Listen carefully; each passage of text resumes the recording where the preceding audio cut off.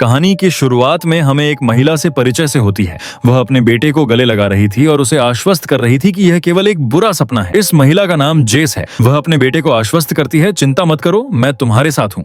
अगले दिन जेस कहीं जाने के लिए तैयार हो रही थी। जब वह कपड़े लेने के लिए अपने घर से बाहर बगीचे में जाती है, उसे वहां अपने बेटे का टूटा हुआ खिलौना मिलता है। उसका बेटा घर के अंदर चित्र बना रहा था। इसी बीच उसके रंग फर्श पर गिर गए। जब जेस इसे साफ कर रही थी तभी दरवाजे की घंटी बजी। जब वह बाहर देखने गई तो वहां कोई नहीं था। अब जेस वापस आती है और अपना सामान पैक करना शुरू कर देती है। वह अपने बेटे को भी अपने साथ शामिल होने के लिए आमंत्रित करती है। हालांकि उसका बेटा उसके साथ नहीं जा रहा था और वह अपनी माँ के साथ नहीं जाना चाहता था क्योंकि उसका बेटा उससे सहमत नहीं था। वह अपने बेटे को घर पर छोड़कर अकेले बाहर चली जाती है। जब जेस अपने दोस्त के पास जाती है तो वह पूछता है, तुम चिंतित क्यों हो? जेस ने उससे कहा कि मैं चिंतित नहीं हूँ, बस थकी हुई हूँ और कुछ नहीं।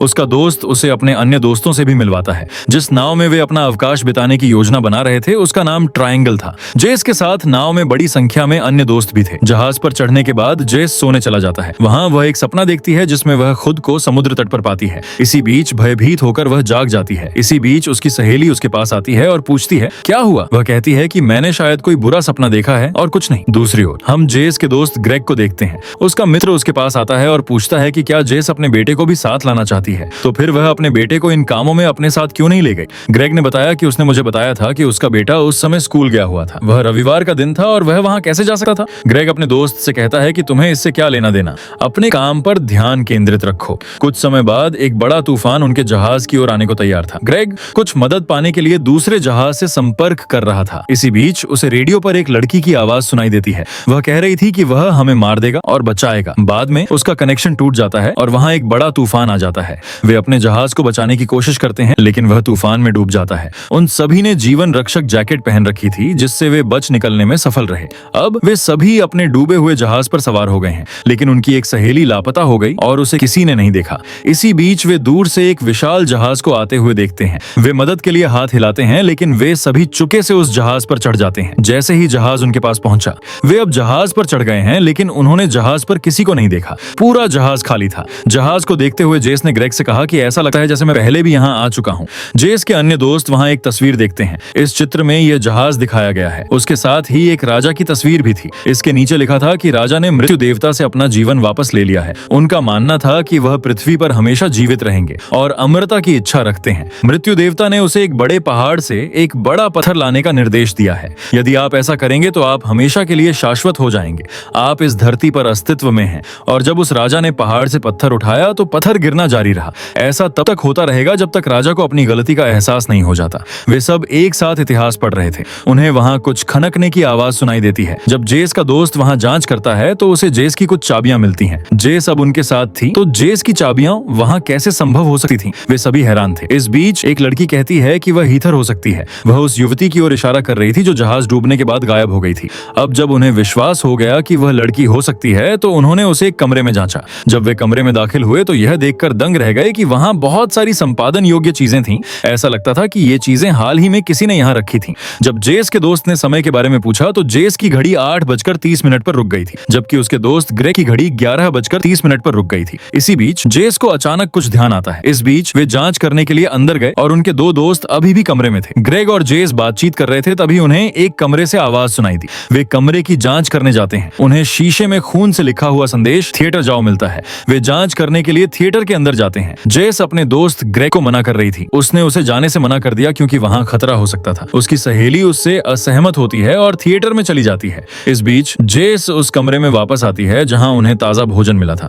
लेकिन जब जेस वापस आती है तो वह उस जगह को देखकर हैरान हो जाती है क्योंकि ताजा भोजन खराब हो गया था। इसके अतिरिक्त उस कमरे में ठहरे उसके दो दोस्त भी वहां मौजूद नहीं थे। वह सोचती है कि वे शायद बाहर चले गए होंगे। इसी बीच जेस का एक दोस्त जो पूरी तरह से खून से लथपथ था वहां पहुंच जाता है। वह जेस पर हमला करता है और जेस जब काउंटर वापस आते हैं तो बचाव के प्रयास में उसका दोस्त मर गया है और वह गोली की आवाज सुनती है। वह सीधे थिएटर की ओर जाती है। जब उसने जांच की तो उसे पता चला कि उसके दोस्त ग्रेग को भी गोली मार दी गई थी। उसकी एक सहेली बेकाबू होकर रो रही थी और उसने जेस को अपनी बात बताई। क्या आप जानते हैं कि मरने से पहले ग्रेग ने क्या कहा था? उन्होंने कहा कि जेस ने मुझे गोली मारी। हालांकि जेस का दावा है कि मैंने कुछ नहीं किया, मैं ग्रेग की हत्या क्यों करूंगा? और इसी बीच दूसरा दोस्त कहता है कि तुम हमारे कमरे में आए हो और हमें बताया है कि ग्रेग हमें बुला रहा है, इसीलिए हम आपके आदेश के कारण यहाँ आए हैं। जेस को उसके साथ हो रही सभी घटनाओं की पूरी जानकारी नहीं थी। इसी बीच एक अजनबी व्यक्ति आता है और उसकी दोनों सहेलियों को गोली मार देता है। जेस वहां से भाग जाती है और हत्यारा भी उसका पीछा कर रहा होता है। हालांकि जब जेस उससे भागता है तो उसके पास गोला बारूद खत्म हो जाता है।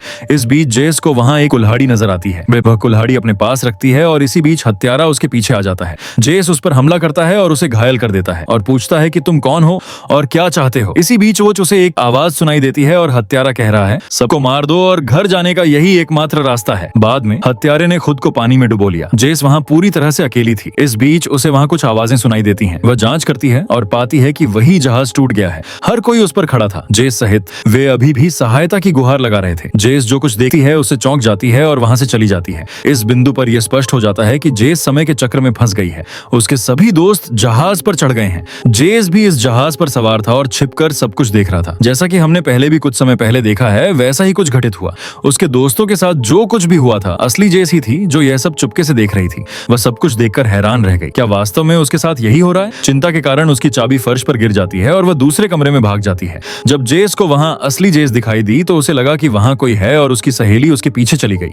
उसने जेस पर हमला किया है और उसकी मुलाकात असली जेस से होती है। इसके अतिरिक्त असली जेस ने उसे सब कुछ बता दिया है, लेकिन कोई भी ध्यान नहीं दे रहा था। इस बीच जेस उसे खींच लेता है। परिणाम स्वरूप उसके दोस्त का सिर एक हैंडल से टकराया और वह वहीं घायल हो गया। जेस एक कमरे में भागती है और उसे वहां कई कागज मिलते हैं जिसमें लिखा था, जहाज पर आने पर सबको मार डालो। जब जेस उस पंक्ति को कागज पर दोबारा लिखती है तो उसे वहां अपने कई लॉकेट दिखाई देते हैं। जेस को एहसास होता है कि वह एक समय चक्र में फंस गई है।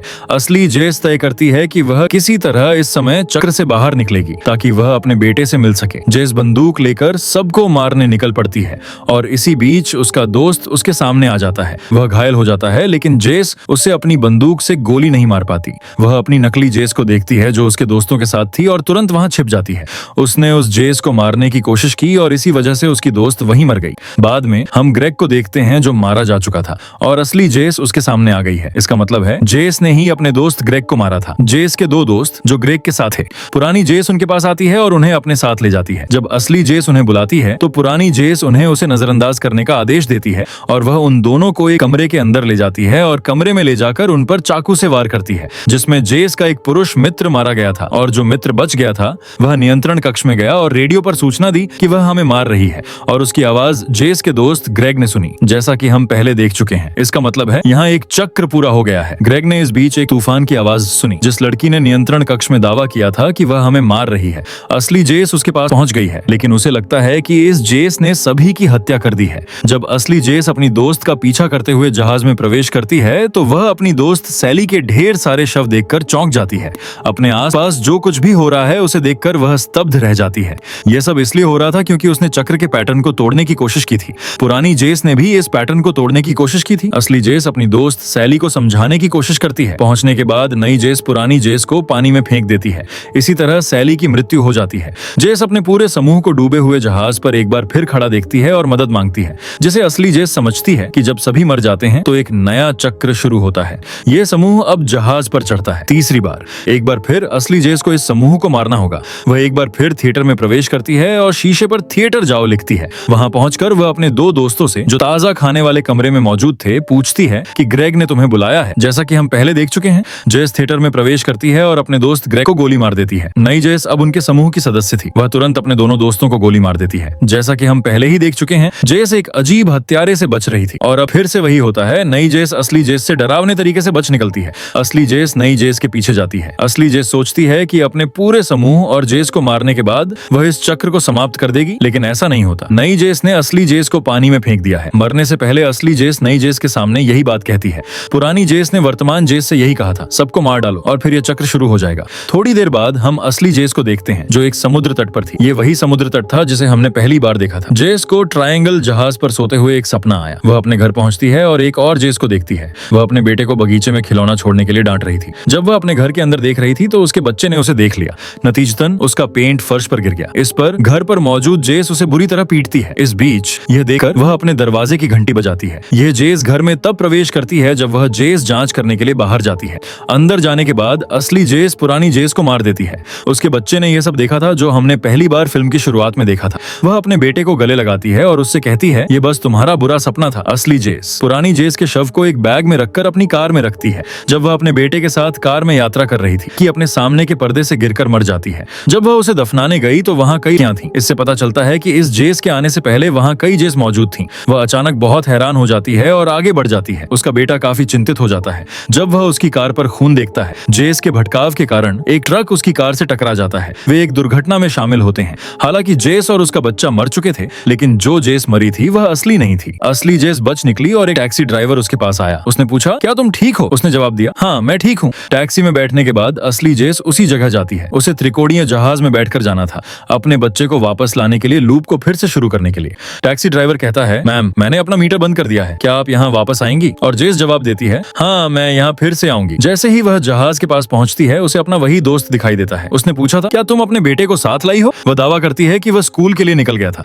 ग्रेग भी वहां आता है और यह वही दृश्य था जो हमने फिल्म की शुरुआत में देखा था। जेस इस समय अवधि को फिर से शुरू कर रही थी। वह अपने बेटे को वापस लाने के लिए समय चक्र को फिर से शुरू कर रही थी। जेस उसी जहाज पर सवार होती है जिस पर उसका पूरा समूह था। जेस का समय चक्र शायद जारी है। कोई भी निश्चित नहीं है कि वह इस त्रिकोण से कब निकलेगी। यहाँ असली कहानी यह थी कि जेस ने अपने बेटे के साथ अच्छा व्यवहार नहीं किया। मृत्यु देवता ने उसे सबक सिखाने के लिए समय चक्र में फेंक दिया, जैसा कि उन्होंने जहाज पर मृत्यु देवता के बारे में पढ़ा था। और इस समय चक्र से बाहर निकलने का एकमात्र तरीका उसके लिए अपनी गलती का एहसास करना था। बाद में यह असली जेस अपनी गलती को छिपाने के लिए अन्य जेसियों को मारती रहती है और अपने बेटे के साथ भागने का प्रयास भी करती है, लेकिन जेस को कभी अपनी गलती का एहसास नहीं हुआ और इस वजह से उसके साथ ये सब हो रहा था। हमने देखा है कि वह बार बार समय चक्र में फंसती है और चालक वास्तव में मृत्यु देवता था जो उसे बार बार उसी जहाज में छोड़ देता है। इसी के साथ मूवी समाप्त होती है।